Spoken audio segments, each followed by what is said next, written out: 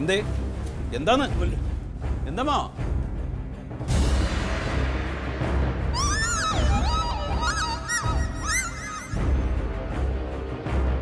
Uncle നമസ്കാരം.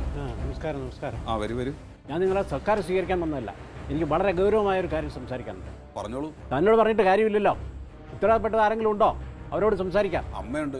അമ്മയെ വിളിക്ക്. അമ്മ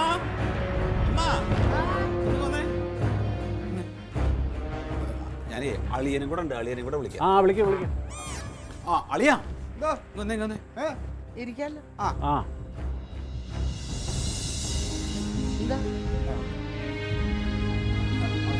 നമസ്കാരം. ഇവിടെ നിങ്ങളുടെ ഒരു അമ്മാവനുണ്ടല്ലോ, ഈ അമ്മാവന്റെ കാര്യം പറയാനാണ് വന്നത്. അമ്മാവൻ എന്ന് പറഞ്ഞാൽ എൻ്റെ മകളെ എപ്പോഴും നിരന്തരം ശല്യപ്പെടുത്തിക്കൊണ്ടിരിക്കുകയാണ് ഫോണിൽ. അതെ, അഴകേശന്റെ കാര്യമാണ് പറഞ്ഞത്. എല്ലാ ദിവസവും ഇത് രാത്രിയും പകലും എപ്പോഴും ഫോൺ ചെയ്യുക. അതെ, അവൻ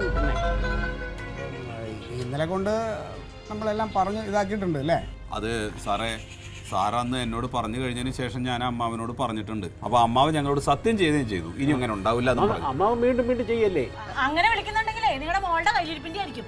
പിന്നെ അമ്മാവനെ മാത്രം കുറ്റം എന്റെ മോളെ കുറ്റം പറയേണ്ട ആവശ്യമില്ല. അവൾക്ക് കല്യാണാലോചന വന്നിരിക്കുകയാണ്, അത് നടത്തി കൊടുക്കണം. അപ്പൊ അതിന് ഈ ഇതുമാതിരിയുള്ള പേര് ദോഷം ഉണ്ടാക്കിയാൽ? അതെ സാറേ, ഞങ്ങള് പിന്നെ ഇന്നലെ അമ്മാവനുമായിട്ട് സംസാരിച്ചു.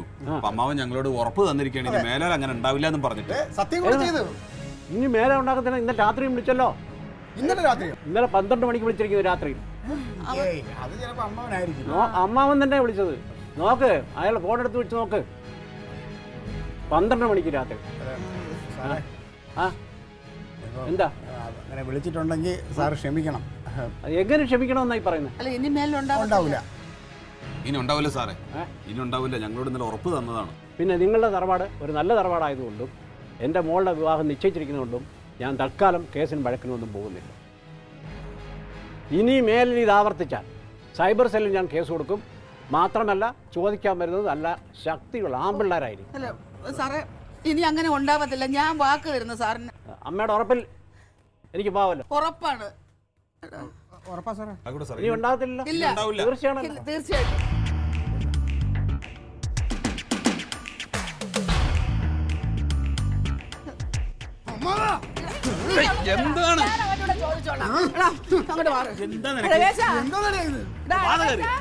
എന്താണ്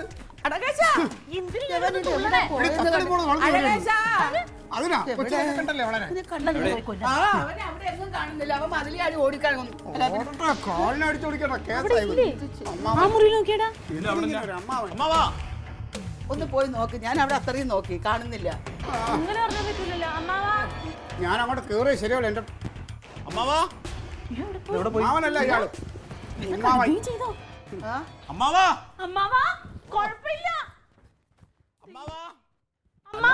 അങ്ങോട്ട് മാറിയല്ലടാ. എവിടെ? അങ്ങോട്ട്. അവിടെയാ? എന്താ അളിയോ, മുതല് നിക്കുന്നു ഇവിടെ ഒളിച്ച്. ഇങ്ങോട്ട് വരാൻ പറ. ഇറങ്ങി വാ അമ്മാവാ. അയ്യോ, നട്ടലില്ലെങ്കിൽ ഇതിനൊന്നും ഇറങ്ങരുത്. ദേ വിളിക്കുന്നമ്മ. എല്ലാം കൊണ്ടു.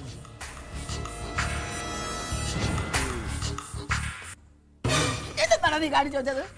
അങ്ങനെ എന്തൊക്കെയാണ് ഇവിടെ പറഞ്ഞെന്നറിയാമോ? നീ ഒളിച്ചിരുന്നല്ലേ? നാട്ടിനും വീട്ടിനും പേര് ദോഷം കൊണ്ട് നടക്കുന്നവ.